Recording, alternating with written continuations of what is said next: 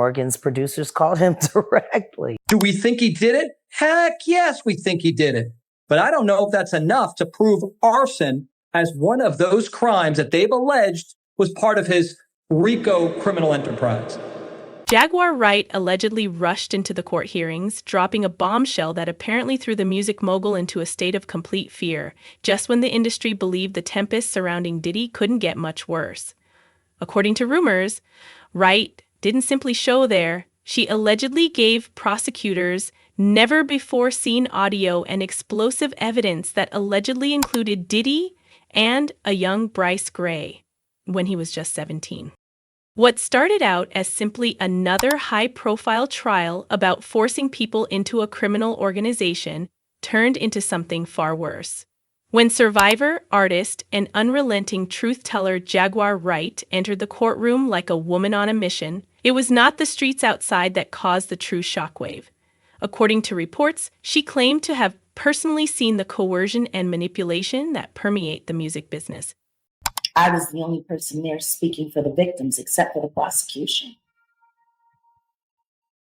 I was the only one there to stand in solidarity other than the prosecution. Looking around at all the YouTubers interloping, begging, waiting in line to get into the courtroom so that they could gossip, or should I say, misinform the public of what's real. Thank God for court transcripts, because I can honestly say that there would be 80 million remixes if it wasn't for that. I had to be there.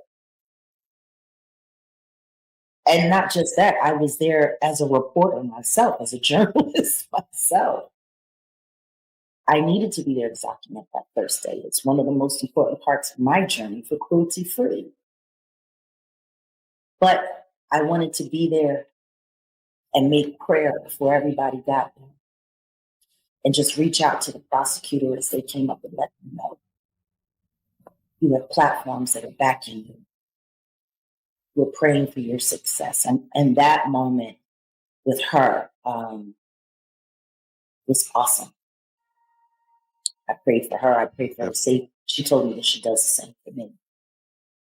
And I asked her the most important question there was to ask: are you ready? And she looked me in my face. Like I called her on a bluff, and she said, "We're ready." As the trial progresses, Jaguar Wright is sharing her first-hand observations of the dynamics in the courtroom and the developing testimony. She is making it very evident that she is not startled by the events, since, in her opinion, the things that are emerging are facts that she has spoken about in great detail for years. Jaguar explains why she thinks she's already spoken about it in her most recent comments, which we're going to explore. She addresses everything that has been said, addresses the defenses that have been put up, such pointing to addiction or envious primitive wrath, and provides her honest opinion on those tactics. She also makes strong and insightful analogies to the R. Kelly case, raising concerns about why parallels in the patterns of testimony and public responses aren't being seen more often. Jaguar argues that these are trends she has long recognized, challenging the prevalent feeling of astonishment. I've already spoken on it. That's the thing. Anything that's about to be said in that courtroom, I've already spoke about at length here on this couch. Front door lock unlocked. Are they saying anything different than I've already said that they be doing? You're right. You're on it. How many times have I said? That is wild. They wild. And everybody knew about it. I could have sworn to God I said that 1 million times. Everyone knew. Everyone. So no, I'm not surprised at anything he had to say. I'm not surprised at anything that Cassie is saying right now. What I do find interesting is that everyone is acting so surprised. What will I say about what he said? I think he's telling the absolute truth. Like when the opening statements in the defendant's case start as, well, my client has drug addiction And he suffers from jealous primal rage. I mean, yeah, he did these things, but it really wasn't that bad. Everybody loved him and they wanted to be loved by him in the manner in which he likes loving people. What did I say about R. Kelly? Do y'all remember that? The first time we did the blue couch, after the chair, when it went from the light wall to the couch with a light on it. I'm just saying. Yeah. Love and year. Love and year. Yeah. How is this any different?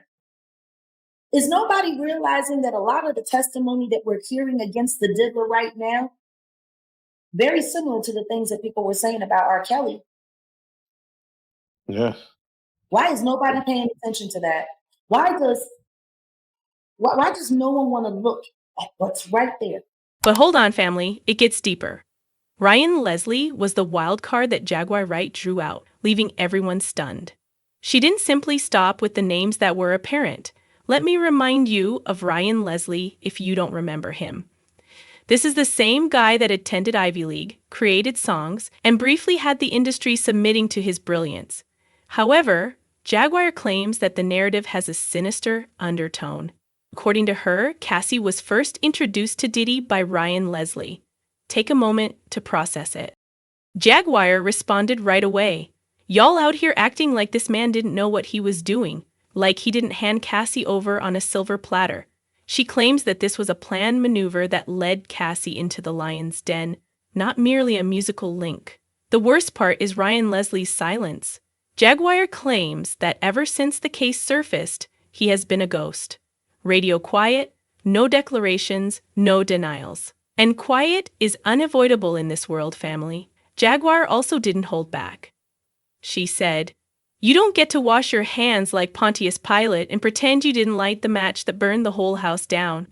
We must now inquire, what was the true knowledge of Ryan Leslie? More significantly, why isn't he being asked?" A whore, telling people not to care about her baby. He said Mary Magdalene was a whore. And he compared her like